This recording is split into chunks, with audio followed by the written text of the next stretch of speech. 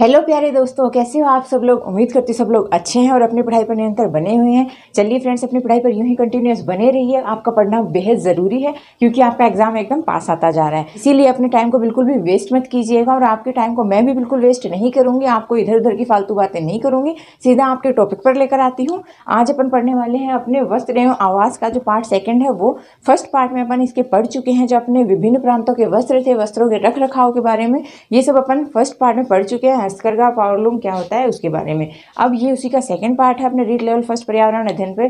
तो अपन आज इसमें पढ़ने वाले हैं अपने आवास के बारे में। कौन कौन से आवास में कौन से जंतु पाए जाते हैं, इन सब के बारे में आज अपन यहाँ पर पूरा डिटेल से पढ़ेंगे। इसके अलावा आवास है वो अपने लिए क्यों जरूरी है, आवास है वो किस किस चीज से बनता है, आवास की सफाई स्वच्छता रखना क्यों जरूरी है, इन सब चीजों के बारे में अपन यहाँ पर डिस्कस करेंगे। फ्रेंड्स, सुनने में काफी आपको जनरल लग रहा होगा कि बहुत ही जनरल सा टॉपिक है, इसको पढ़ने की क्या जरूरत है।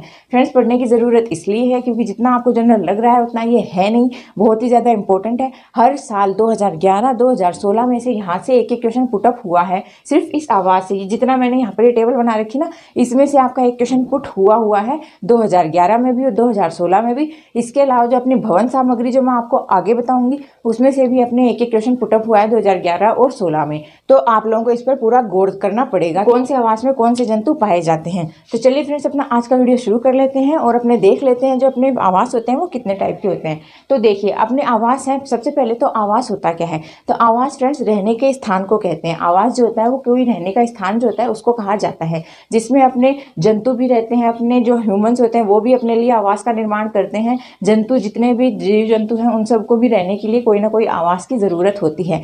फ्रेंड्स, आवास ऐसी जगह है जहाँ पर वो जो जीव जंतु हैं वो अपने रहते हैं, अपने आप को सुरक्षित महसूस करते हैं। इसके साथ ही क्या करते हैं, अपने आप को जो ऋतुएं बदलती हैं उसके अनुसार भी अपने आप को महफूज रख सकते हैं आवास के अंदर। इसके अलावा जो आवास है उसमें जितने भी जीव जंतु हैं वो अपने समान जो प्रजाति है उसको उत्पन्न भी करते हैं। तो अपने रहने के स्थान को कहा जाता है आवास। अब ये आवास जो है ये कई प्रकार के होते हैं। तो आवास में अपने वैसे मुख्यतः दो प्रकार में अपन ने उसको डिवाइड किया है। पहला तो अपना स्थलीय आवास और दूसरा है अपना जलीय आवास। जो स्थलीय आवास है वो भी फिर आगे चलकर और भी कई भागों में बट जाता है, और जो अपना जलीय आवास है वो भी आगे जाकर दो भागों में बट जाता है। एक तो ताजा पानी मतलब ताजा जलीय आवास है, दूसरा है अपना समुद्री पानी का जलीय आवास। ओके, ये तो था अपना जलीय आवास। जो अपना स्थलीय आवास है वो अपने आगे चलकर वन आवास में बदलता है, घास के मैदानों में बदलता है। इसके अलावा मरुस्थल में बदलता है, पहाड़ी आवास है उसमें बदलता है, ध्रुवीय आवास है उसके अंदर बदलता है। तो ऐसे ही जो आवास है उनके विभिन्न प्रकारों में आगे चल के ये बटे जाते हैं। मेन तो अपने सिर्फ स्थल और जल दो ही प्रकार के आवास होते हैं, उनमें ही और ज्यादा आगे जाकर उनके प्रकार बट जाते हैं। तो फ्रेंड्स, अपने को जनरल सी बातें अपन पहले डिस्कस कर लेते हैं। जो इंपॉर्टेंट है उसको अपन डिटेल से देख लेंगे। जनरल बातें हैं वो अपन ऐसे डिस्कस कर रहे हैं। जैसे देखिए, अपना पहला स्थलीय आवास में पहला अपना वन आवास आता है। वनीय आवास में कौन कौन से रहते हैं तो आपको सबको पता है। जितने भी वाइल्ड एनिमल्स हैं वो सब कहाँ रहेंगे, वो वनों में रहेंगे, वनीय आवास में रहेंगे। जितने भी अपने शेर, चीता, जो भी हाथी वगैरह जितने भी हैं वो कहाँ पाए जाते हैं, वो वन में पाए जाते हैं। फिर है अपना घास मैदान। घास के मैदान में भी कई तरह के जो अपने कीट पतंगे होते हैं, छोटे जीव जंतु होते हैं, वो पाए जाते हैं घास के मैदानों में। जैसे अपने हिरण हो गया, चीता हो गया, खरगोश हो गया, गजेला हो गया अपना, ये जितने भी जो और भी अन्य जो पशु पक्षी हैं ये कहाँ पाए जाते हैं, ये अपने घास के मैदानों में पाए जाते हैं। तो उनका आवास कौन सा हो गया, घास के मैदान हो गया। फिर है अपना मरुस्थलीय आवास। मरुस्थलीय आवास में कौन से रहेंगे तो ये भी आपको पता है। मरुस्थलीय आवास में भी अपन खुद मरुस्थल में रहते हैं। तो यहाँ पर कौन कौन से अपने पशु पक्षी पाए जाते हैं अपने को सबको पता ही है। अपने सांप पाए जाते हैं, घियोरे पाए जाते हैं, लोमड़ी हैं, जो अपने गजेला वगैरह, अपने ऊंट वगैरह हैं, ये सब कहाँ पाए जाएंगे, मरुस्थलीय आवासों में पाए जाते हैं। ओके, फिर है अपने पहाड़ी आवास। पहाड़ी आवासों में कौन पाए जाते हैं, पहाड़ी आवासों में भी आपको पता है एक तो अपनी बकरियां होती हैं, पहाड़ी बकरियां होती हैं वो। इसके अलावा जो अपने याक वगैरह होते हैं, अपने भालू हो गए, अपने उड़ने वाली लोमड़ी हो गई, ये सब कुछ ऐसे जनरल जो जानवर हैं वो कहाँ पाए जाते हैं, वो पहाड़ी आवासों पर पाए जाते हैं। फिर लास्ट है अपना ध्रुवीय आवास। ध्रुवीय आवास में कौन पाए जाते हैं तो ये तो एकदम कॉमन है, अपने भालू हैं, इसके अलावा जो अपना रेंडियर है, और भी ऐसे कई प्राणी हैं जो ध्रुवीय आवासों में ही पाए जाते हैं। ओके, इनके आवास के हिसाब से इनका जो एडेप्टेशन है, इनका अनुकूलन है वो भी बदल जाता है। जैसा उनका आवास होता है, जैसा उनके बाहर का जो तापमान होता है, टेम्परेचर होता है, जलवायु होती है, उसके अकॉर्डिंग उनमें कुछ अनुकूलन पाए जाते हैं। तो उस अनुकूलन के द्वारा ही वो विभिन्न प्रकार के आवासों में रह सकते हैं। एक ही प्राणी सभी आवासों में नहीं रह सकता है, छोड़ के मनुष्य को। अकेला मनुष्य ही है जो हर एक तरह के इन्वायरमेंट में अपने आप को सर्वाइव कर लेता है। तो देखिए, ये अपन ने देख लिया अपने स्थलीय आवासों के बारे में। अब अपने जलीय आवास हैं, जिसमें अपना ताज़ा जलीय, समुद्री जलीय अपने दो आवास अपन ने बताए हैं। तो ताज़ा जलीय आवास है, उसमें अपने सबको पता है मछलियाँ रहती हैं, अपने कछुए वगैरह रहते हैं, ये अपने ताज़ा जलीय आवास में रहने वाले प्राणी हैं। इसके अलावा समुद्री आवास है। समुद्री आवास में कौन कौन पाए जाएंगे? समुद्री आवास में आपको पता है स्टारफिश हो गई, शार्क हो गई, जो केकड़े हो गए, और जो भी अपने समुद्री घोड़े हो गए, ये सब किसमें पाए जाएंगे? ऑक्टोपस वगैरह, ये पाए जाएंगे आपके समुद्री जलीय आवास में। ओके, इसके अलावा एक तटीय आवास भी होता है, जो अपने जलीय आवास में ही आता है, तटीय आवास। तो यहाँ पर मैंग्रोव प्रकार की वनस्पति बहुत ज़्यादा पाई जाती है। ये अपन ने देख लिया आपने स्थलीय जलीय आवास में क्या क्या भिन्नताएं थी उनके बारे में। यहाँ से कोई क्वेश्चन पुटअप नहीं होगा, ये जनरल सी बातें सबको पता है, तो कोई क्वेश्चन नहीं आने का है। क्वेश्चन यहाँ से आता है, 2 क्वेश्चन निकल चुके हैं 2011 से भी और 16 से भी।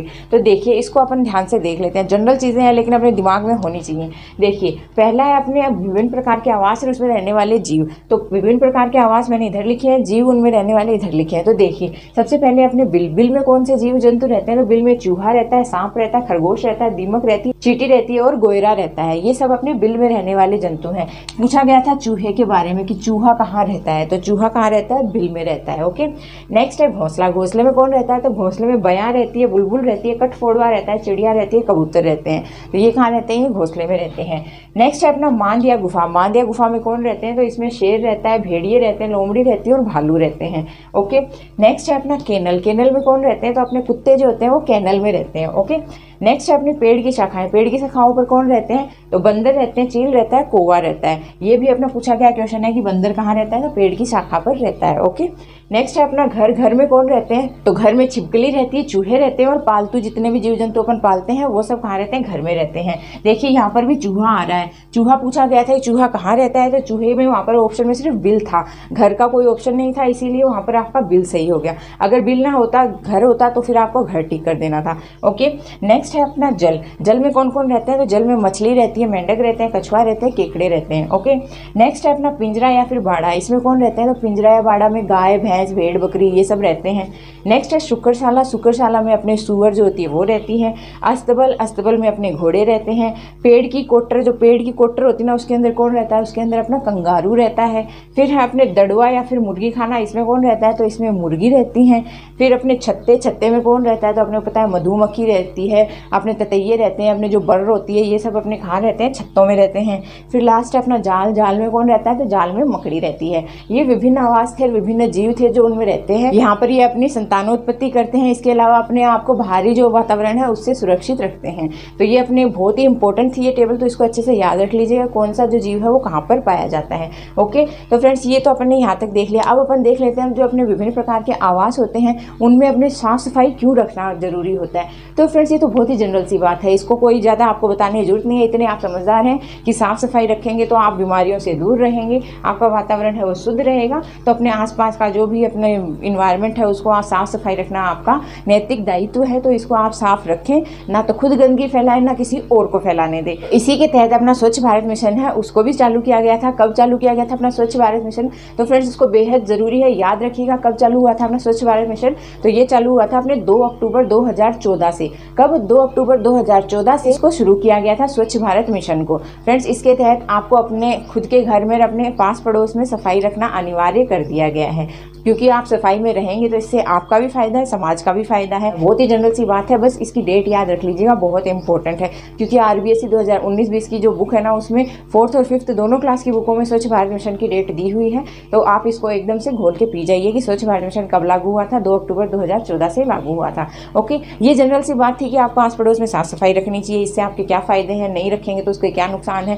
ये भी आपको सबको पता है। अगर क्वेश्चन आ जाएगा तो ऑप्शन देखकर आप कर सकते हैं, ईजी है। लेकिन अभी तक यहाँ से कोई क्वेश्चन पुटअप नहीं हुआ है, जहाँ से क्वेश्चन पुटअप हुआ मैंने आपको बता दिया। इसके अलावा जो आवास होते हैं उसके निर्माण में कौन कौन सी सामग्री उपयोग होती है वहाँ से भी अपने क्वेश्चन पुटअप होते हैं। तो अपना जो आवास है उसमें कौन कौन सी अपनी सामग्री यूज करते हैं? तो अपने आवास में अपने सबको पता है जनरल बातें हैं, ईंट, पत्थर, कंक्रीट, सीमेंट, चूना, पानी, ये सब अपन क्या करते हैं, जो अपने लोहे के सरिये हैं ये अपन क्या करते हैं अपने आवास के निर्माण में, आवास बनाने के लिए अपन काम में या प्रयोग में लेते हैं। वो जनरल सी चीज़ें हैं। यहीं से क्वेश्चन पुटअप हुआ था रीट 2016 में कि आवास निर्माण में प्रयुक्त होने वाली सामग्री कौन सी है। नीचे ऑप्शंस दिए गए थे 3-3, 4-4, उनमें आपको नाम दिए गए थे, तो उसको आपको करेक्ट करना था, जिसमें आपका आया था कंक्रीट आया था, ईंट आया था, सीमेंट आया था और चूना आया था। तो ये आपके जो विभिन्न आवास निर्माण के लिए जो आपकी सामग्री है उनके बारे में पूछा गया था। तो ये आप थोड़ा ध्यान रख लीजिए। वैसे जनरल है, अगर आएगा तो आप फिर से इसको सही कर दोगे, मेरे को पता है, क्योंकि बहुत जनरल सी बात है।